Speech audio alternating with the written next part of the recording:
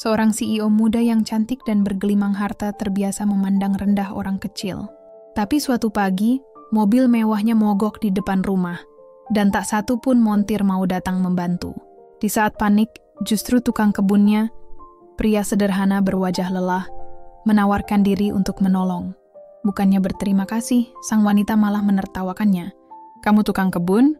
Mau benerin mobil 3 miliar? Ini mesin mobil, bukan mesin rumput."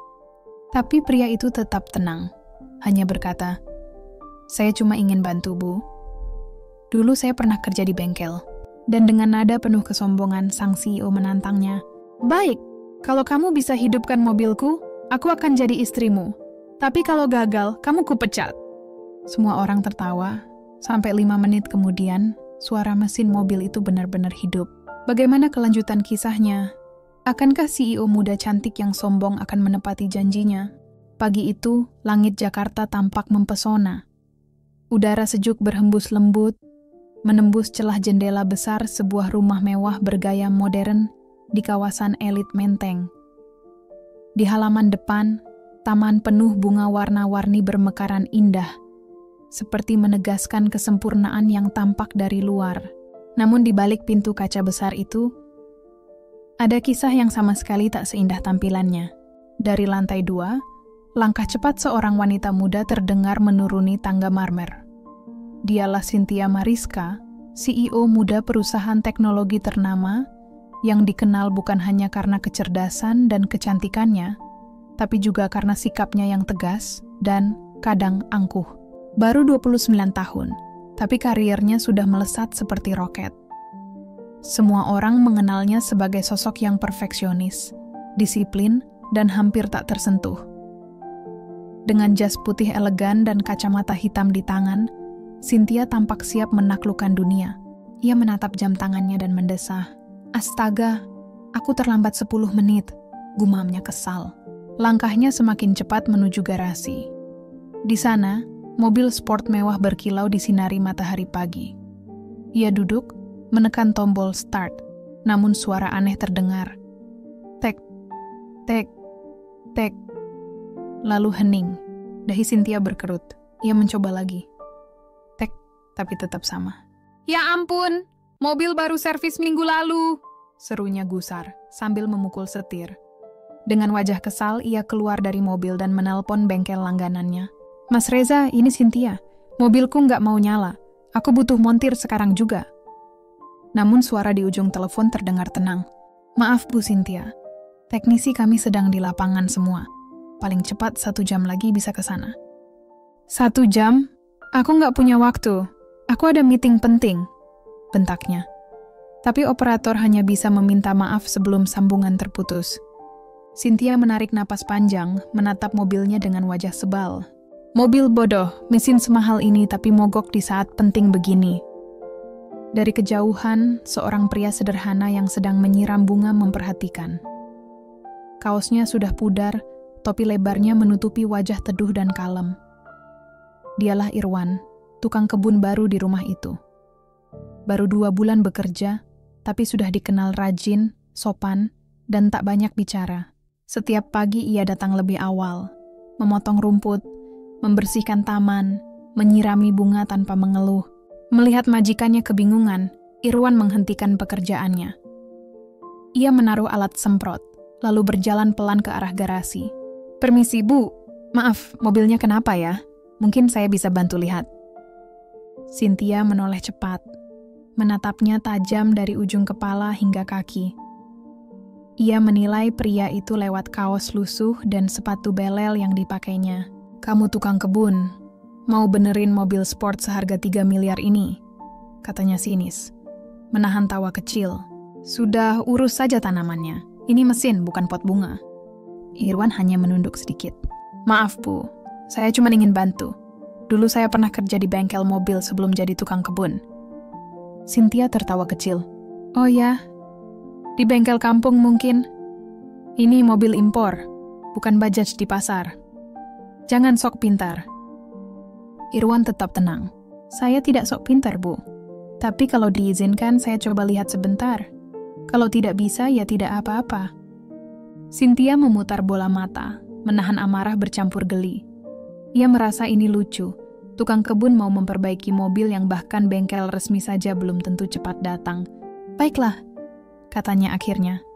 Nada suaranya setengah mengejek. Kalau kamu bisa hidupkan mobilku, aku jadikan kamu suamiku. Tapi kalau gagal, aku pecat kamu sekarang juga. Beberapa asisten rumah tangga yang mendengar ucapan itu menahan tawa di balik tangan. Tapi Irwan hanya tersenyum tipis. Ia tidak membalas hinaan itu. Tatapannya tenang, matanya jernih. Baik, Bu. Boleh saya lihat mesinnya?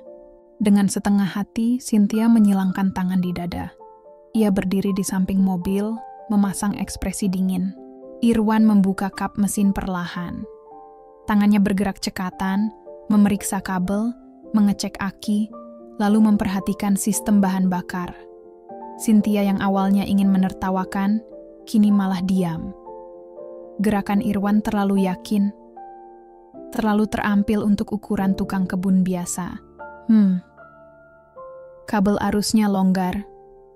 Gumam Irwan pelan. Ia membersihkan kepala aki, memperbaiki sambungan, lalu mengencangkan baut kecil di sisi injeksi bahan bakar.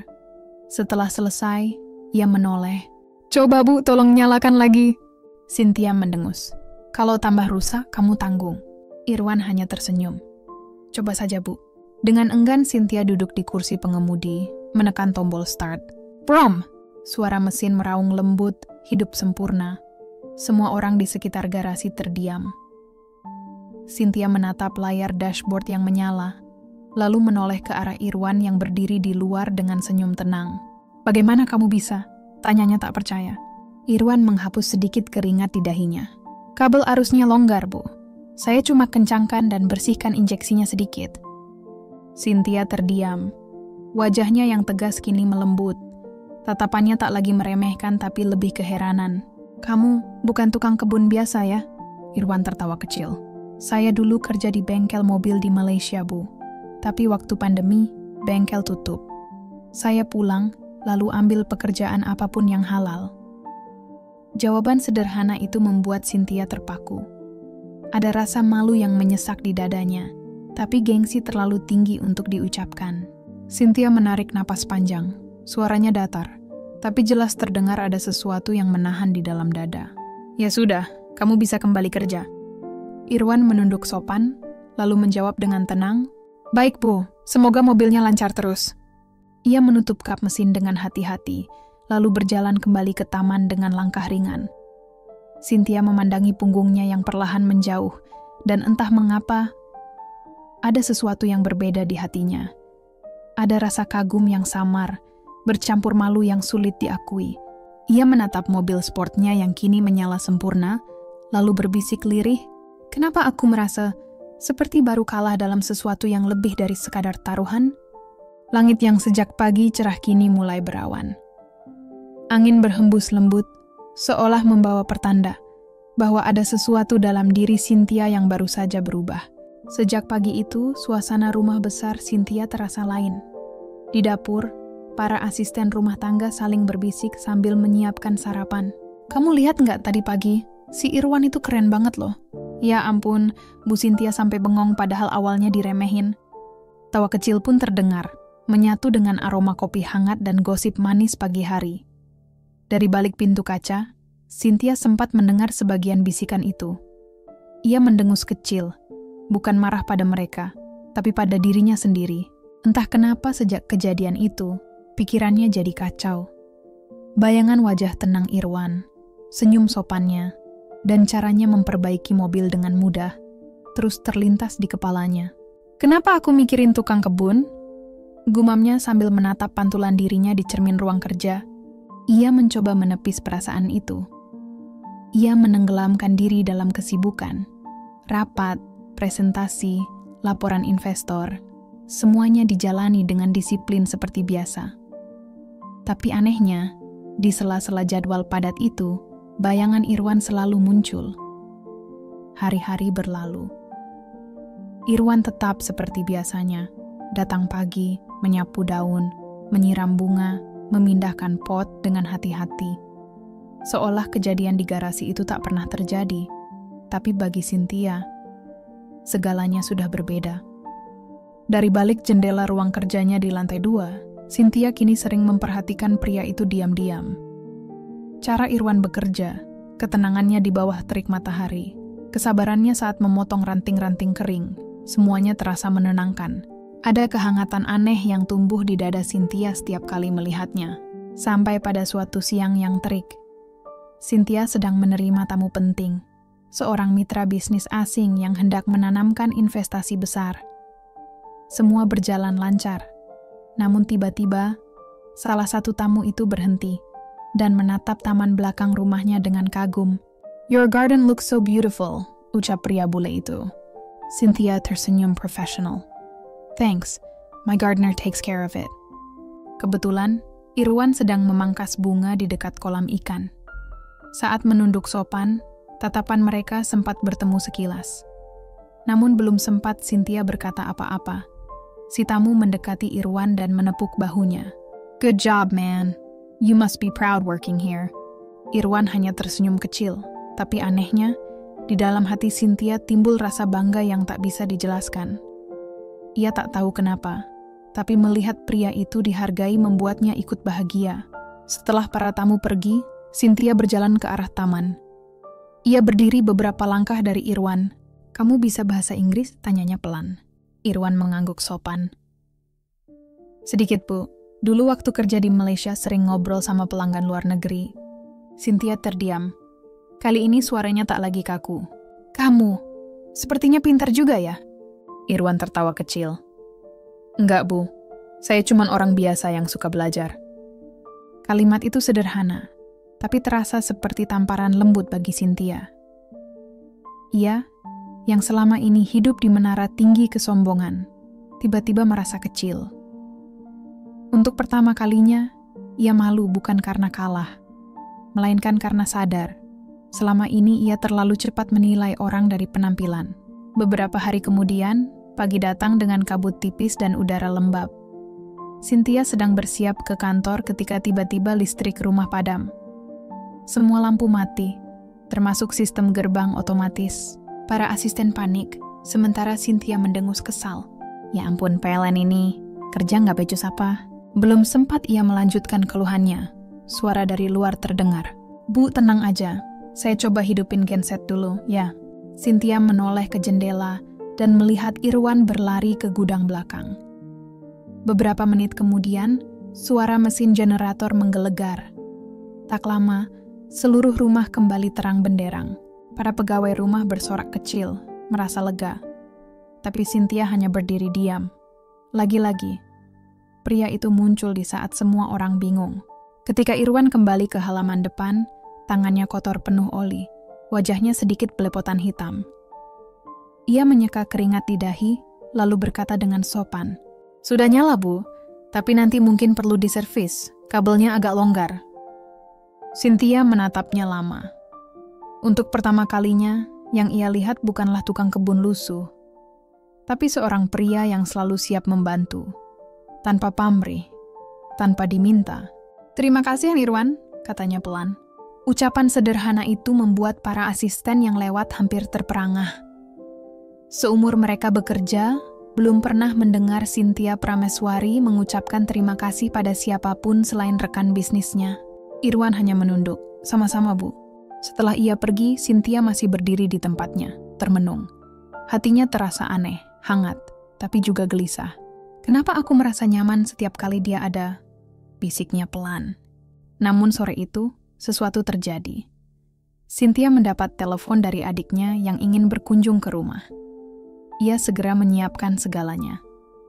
Ketika adiknya datang bersama 2 teman kuliah, mereka duduk santai di teras sambil menikmati jus buah. Dari kejauhan, Irwan terlihat sedang memangkas pohon di sudut taman.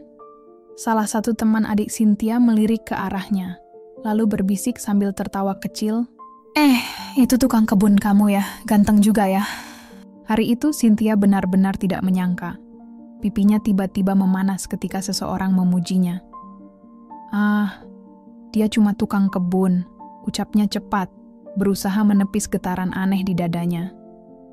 Tapi entah kenapa, ada sesuatu yang berbeda kali ini. Beberapa menit kemudian, salah satu teman adiknya menggoda sambil terkekeh. Hati-hati, dear. Cinta sering datang dari arah yang nggak disangka loh. Cynthia hanya tersenyum kaku, menutupinya dengan elegan seperti biasanya. Namun malam itu, saat semua orang sudah pulang dan rumah kembali sunyi, ia berdiri lama di balkon. Matanya menatap taman yang diterangi lampu-lampu lembut. Di bawah sana, Irwan masih menyapu daun-daun kering sendirian. Ingatan Cynthia pun melayang pada ucapannya tempo hari. Tantangan konyol yang ia lontarkan dengan nada sombong. Kalau kamu bisa hidupin mobilku, aku akan jadi istrimu. Ia tersenyum getir. Aku yang bodoh waktu itu, batinnya. Nyatanya, pria sederhana itu bukan hanya bisa menghidupkan mesin mobil, tapi juga hati yang lama mati. Langit malam Jakarta tampak memikat dengan taburan bintang samar. Angin berhembus lembut, membawa aroma bunga bercampur rasa rindu yang Cynthia belum berani akui. Ia tak tahu, dari satu mobil yang mogok itulah hidupnya akan berubah. Dan satu hati yang diam-diam mulai bergetar. Hari-hari berjalan cepat setelah kejadian itu. Irwan tetap bekerja seperti biasa, menyiram bunga di pagi hari, memangkas ranting di siang bolong, dan menyapu halaman setiap sore. Tapi Cynthia tahu, dirinya tidak lagi sama. Setiap kali menatap Irwan bekerja, entah mengapa hatinya terasa tenang. Tatapan mata yang dulu penuh gengsi kini berubah lembut. Bahkan diam-diam, ia sering memandangi Irwan dari balik jendela ruang kerjanya. Ada ketenangan yang tak pernah ia temukan di ruang rapat, di tepuk tangan para investor, atau di angka-angka keberhasilan di layar laptopnya. Pagi itu, Cynthia duduk di ruang makan yang besar dan dingin. Piring porselen, sendok perak, dan segelas jus jeruk tersusun sempurna di depannya. Tapi semua terasa hampa. Dari balik jendela, ia melihat Irwan jongkok di taman depan, memperbaiki pipa air yang bocor. Bajunya kotor dan basah, tapi wajahnya tetap tenang, seolah menikmati setiap detik dari pekerjaannya. Cynthia menghela napas panjang. Aneh, gumamnya pelan. Kenapa aku iri pada orang seperti dia? Sore itu, langit Jakarta berubah kelabu. Awan menggulung berat pertanda hujan akan turun. Para pekerja rumah mulai menutup jendela dan mengamankan pot bunga. Tapi Irwan tetap di luar, merapikan pagar tanaman yang hampir roboh. Dari dalam rumah, Cynthia memandangi pria itu dengan dahi berkerut. Kenapa dia nggak masuk? Hujan akan turun, bisiknya khawatir. Dan benar saja. Beberapa detik kemudian hujan deras mengguyur. Tapi Irwan tidak beranjak. Tanpa jas hujan, tanpa payung, ia tetap berusaha menegakkan pot bunga yang hampir tumbang. Melihat itu, Cynthia tak tahan lagi. Ia berlari keluar membawa payung. Irwan, masuk! Kamu bisa sakit kalau terus di luar, teriaknya dari teras. Irwan menoleh sambil tersenyum. Nggak apa-apa, Bu. Hujan begini malah segar. Lagi pula, bunga ini saya rawat dari kecil. Sayang kalau rusak. Cynthia terdiam. Ada ketulusan di nada suaranya yang membuat dadanya hangat. Ia melangkah lebih dekat, berdiri di samping Irwan, memayunginya dengan hati-hati. Hujan ini deras. Kamu bisa demam, ujarnya lembut. Irwan menatapnya sebentar, lalu tertawa kecil. Kalau bunga saja saya lindungi, masa diri sendiri enggak, Bu? Nanti juga saya masuk. Cynthia menatap wajahnya yang basah kuyup, rambut yang meneteskan air, dan senyum yang tulus. Saat itu, ia merasa melihat sesuatu yang belum pernah ia temui sebelumnya. Seseorang yang bekerja bukan karena perintah, tapi karena cinta. Malamnya, Cynthia tak bisa tidur. Wajah Irwan terus muncul di pikirannya. Ia teringat bagaimana pria itu tetap sabar di tengah hujan, tanpa mengeluh sedikit pun. Sementara dirinya, seorang CEO yang dikagumi banyak orang, sering marah hanya karena kopi terlalu dingin atau rapat molor 5 menit. Dia lebih kuat dari aku, gumam Cynthia pelan. Keesokan paginya, sesuatu yang tak biasa terjadi. Cynthia turun ke dapur sambil membawa nampan kecil berisi teh hangat dan sepiring kue. Para asisten rumah menatapnya heran. Bu Cynthia, Itu buat siapa? Tanya salah satu dengan nada ragu. Buat Irwan, jawabnya singkat. Mereka saling pandang. Nyaris tak percaya. Cynthia melangkah ke taman belakang. Irwan sedang menanam bibit bunga baru. Kaget melihat majikannya datang. Ada perlu, Bu? Tanyanya sopan. Cynthia meletakkan nampan di meja kecil dekat taman. Ini teh buat kamu. Tadi pagi aku lihat kamu belum sarapan. Irwan tersenyum kikuk. Aduh, gak usah repot, Bu. Saya udah biasa minum air sumur aja kok. Minum aja, potong Cynthia lembut. Kamu udah kerja dari pagi. Irwan akhirnya duduk pelan dan menyesap teh itu perlahan. Uap hangatnya naik, berpadu dengan aroma tanah basah dan bunga melati. Ia menatap Cynthia dengan senyum yang tulus. Terima kasih, Bu. Ini enak banget. Dan di antara uap teh yang mengepul, dua hati yang berbeda dunia itu sama-sama diam terpaku. Langit sore itu tampak lembut, menyisakan sisa cahaya keemasan di taman rumah Cynthia. Irwan berdiri di sana, memeriksa bunga yang kemarin ia lindungi dari hujan deras. Cynthia menghampiri dengan langkah pelan dan senyum kecil di wajahnya. Bagaimana bunga yang kemarin kamu jaga pas hujan? Tanyanya lembut. Sudah aman, Bu. Malah tumbuh lebih segar sekarang. Jawab Irwan sambil menatap tanaman itu penuh kebanggaan. Lalu ia menambahkan dengan nada tenang. Kadang hujan yang keras justru bikin akar jadi lebih kuat. Ucapan itu sederhana, tapi menembus hati Cynthia. Kalimat itu seperti nasihat halus dari alam. Mengajarkannya bahwa badai dalam hidup pun bisa membuat seseorang tumbuh lebih kuat, asal sabar dan ikhlas. Sejak hari itu, Cynthia perlahan berubah. Ia tak lagi marah sekasar dulu. Ia mulai menyapa para pekerjanya dengan ramah, bahkan sesekali ikut makan bersama mereka di dapur belakang. Para pegawai terkejut, tapi juga bahagia. Rumah besar yang dulu terasa dingin, kini mulai hangat, seperti mendapat cahaya baru. Suatu sore, Cynthia duduk di bangku taman dengan laptop di pangkuannya. Ia sedang mempersiapkan presentasi penting. Namun kali ini suasananya berbeda. Di sebelahnya Irwan tengah menanam bibit pohon mangga kecil. Kenapa pohon mangga? Tanya Cynthia penasaran. Irwan menatapnya dan tersenyum. Mangga itu pohon yang sabar, Bu. Lama tumbuhnya, tapi kalau sudah berbuah, manisnya bisa dinikmati semua orang. Cynthia terdiam. Kata-kata itu sederhana tapi terasa dalam. Ia menatap Irwan lama tanpa bicara. Ada kekaguman yang lahir perlahan, bukan karena status, bukan karena tampang, tapi karena hati yang tulus. Angin sore berhembus pelan, bunga-bunga bergoyang lembut, dan untuk pertama kalinya Cynthia tersenyum bukan karena sukses, tapi karena bahagia. Ia menatap Irwan yang masih sibuk menanam. Tangannya kotor oleh tanah, tapi di balik itu ada ketulusan yang menenangkan. Mungkin Tuhan sedang mengajariku tentang cinta, bisiknya pelan, lewat seseorang yang dulu aku hina. Malam pun turun, hujan datang lagi, deras membasahi bumi. Namun kali ini, suara hujan bukan lagi tanda kekesalan bagi Cynthia. Bagi hatinya, itu seperti lagu lembut yang mengingatkan bahwa hidup tak selalu tentang kemewahan, tapi tentang hati yang mau belajar mencintai dan menghargai. Dan tanpa ia sadari, benih cinta mulai tumbuh, seperti bibit mangga kecil yang Irwan tanam sore itu. Pelan, tapi pasti. Beberapa malam kemudian, hujan turun jauh lebih deras.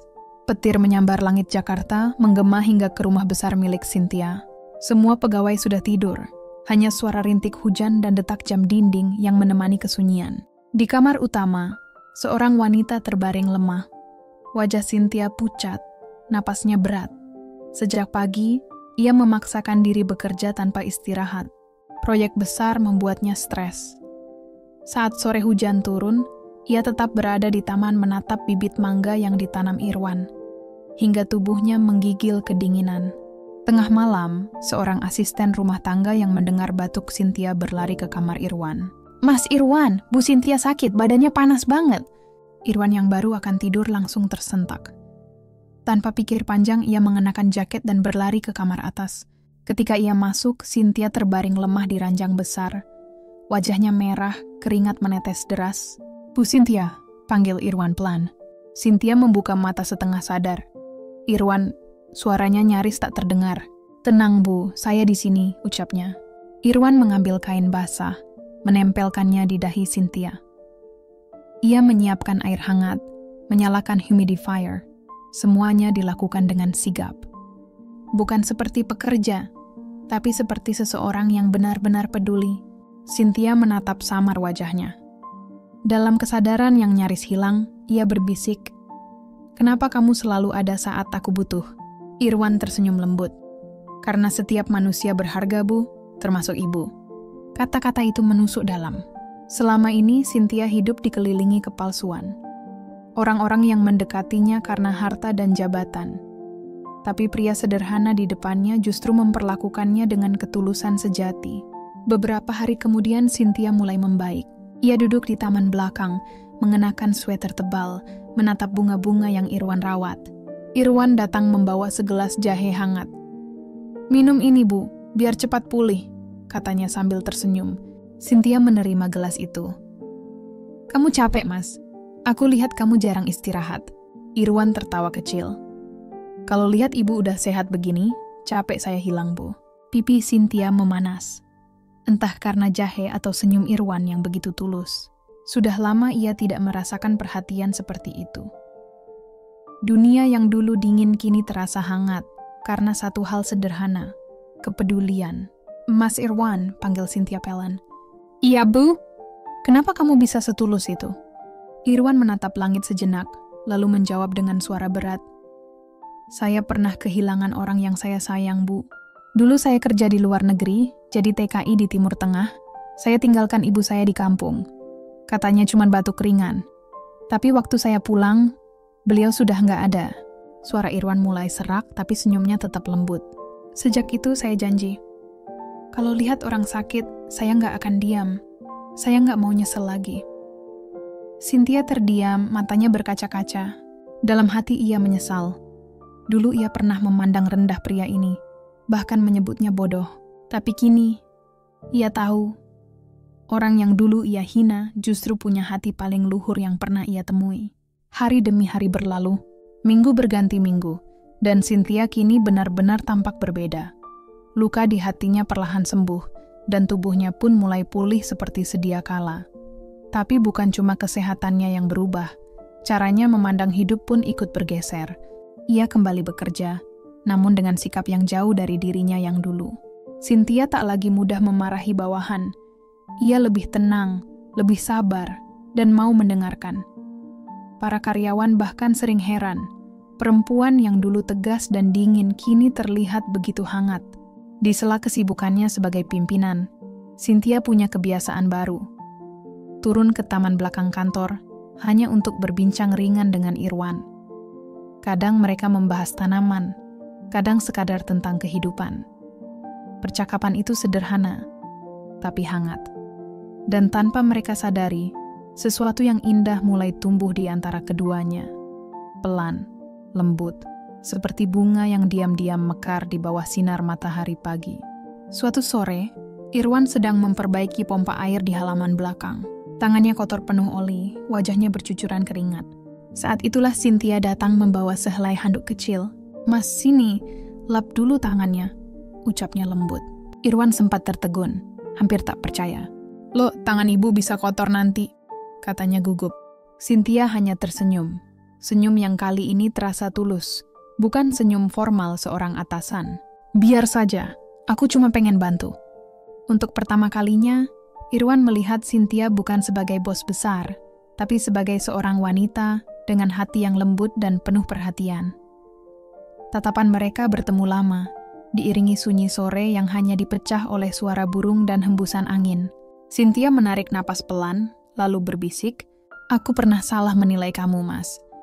Aku dulu sombong, angkuh, buta hati. Tapi kamu justru ngajarin aku arti rendah hati." Irwan menunduk lalu menjawab lirih, "Gak ada manusia yang sempurna, Bu. Kadang, kita harus jatuh dulu biar tahu rasanya berdiri dengan hati." Kalimat itu menembus hati Cynthia. Ia menunduk, menahan air mata. Dalam batinnya, ia sadar, ia sedang jatuh cinta. Bukan pada harta, bukan pada status, tapi pada ketulusan yang membuatnya merasa hidup kembali. Malam itu Cynthia duduk di balkon kamarnya. Langit Jakarta bertabur bintang, udara terasa segar. Ia menggenggam segelas teh hangat sambil menatap taman di bawah sana. Terlihat Irwan sedang mematikan lampu taman, lalu menoleh ke atas. Tatapan mereka bertemu, dan Irwan tersenyum. Cynthia membalasnya. Senyum yang lembut, tulus, dan penuh makna. Dalam hatinya ia berbisik, ternyata cinta tak selalu datang dari dunia yang sama. Kadang Tuhan menurunkannya lewat seseorang yang dulu kita remehkan, yang menatap langit malam dan mengucap pelan, "Terima kasih Tuhan, sudah mengirimkan Irwan untuk mengajarkanku arti cinta yang sesungguhnya." Dan malam itu, di bawah langit Jakarta yang tenang, dua hati dari dunia berbeda mulai berdetak dalam irama yang sama. Pagi menjelang, cahaya matahari menembus tirai putih kamar besar Cynthia, membuat ruangan terasa lebih hangat dari sebelumnya. Sudah hampir 3 bulan berlalu sejak hari ketika Irwan menolongnya. Hari di mana mobil Cynthia mogok, dan segalanya berubah sejak itu. Kini, Cynthia bukan lagi CEO yang dikenal arogan dan galak. Ia menjadi sosok yang lembut, ramah, dan bijaksana. Para karyawannya bahkan sering bercanda, Bu Cynthia sekarang beda banget. Dulu kalau telat 5 menit bisa dimarahi, sekarang malah ditanyain udah sarapan apa belum. Semua orang tahu ada sesuatu yang telah mengubah hati pemimpin muda itu. Tapi hanya Cynthia yang tahu siapa penyebabnya, Irwan. Suatu pagi di taman belakang, Cynthia berdiri di dekat pohon mangga kecil yang dulu mereka tanam bersama. Kini pohon itu tumbuh subur, daunnya lebat, dan di beberapa rantingnya sudah muncul bunga-bunga kecil. Irwan datang membawa air dan pupuk. Tersenyum melihat Cynthia menatap pohon itu dengan mata hangat. "Bu Cynthia, sebentar lagi pohonnya berbuah," katanya sambil menunjuk cabang yang mulai kuat. Cynthia mengangguk pelan. "Aku gak nyangka, Mas. Pohon kecil ini tumbuh secepat itu." Irwan tersenyum lembut. "Kalau dirawat dengan hati, apapun bisa tumbuh cepat, Bu. Termasuk hati manusia." Tatapan mereka bertemu lagi. Kali ini tak ada kata yang perlu diucapkan. Angin berhembus lembut membawa aroma tanah basah dan bunga melati yang mekar di pinggir taman. Cynthia tahu, cinta itu kini sudah matang, siap dipetik seperti buah dari pohon yang mereka rawat bersama. Sore harinya, sebuah kabar datang dari kantor. Ada rapat mendadak dengan investor besar dari luar negeri. Cynthia harus segera ke hotel tempat pertemuan diadakan. Dengan tergesa ia mengambil tas, berlari ke garasi, dan berhenti. Mobil mewahnya kembali mogok. Ia mencoba menyalakan mesin beberapa kali, tapi tak ada respons. Cynthia terdiam sejenak, lalu justru tertawa kecil. "Lucu sekali," gumamnya. Kejadian ini terulang lagi. Saat itu, Irwan baru saja keluar dari taman dengan pakaian kerjanya yang lusuh. Tangannya masih berlumur tanah, dan peluh menetes di keningnya. Dari kejauhan, ia melihat Cynthia berdiri di garasi dengan ekspresi yang sulit ditebak. Ia pun melangkah mendekat dengan langkah hati-hati. "Bu, mobilnya kenapa? Mogok lagi?" tanyanya lembut. Cynthia menatapnya, kali ini bukan dengan nada tinggi atau tatapan sombong seperti dulu, melainkan dengan sorot mata yang penuh arti. "Tapi kali ini," katanya pelan, "aku tahu siapa yang bisa menyalakannya." Irwan tersenyum kecil, menunduk sedikit. "Masih mau saya bantu, Bu?" Cynthia tersenyum samar, lalu menjawab dengan suara bergetar. "Aku bukan minta bantuan, Mas. Aku cuma ingin melihat janji lama ditepati."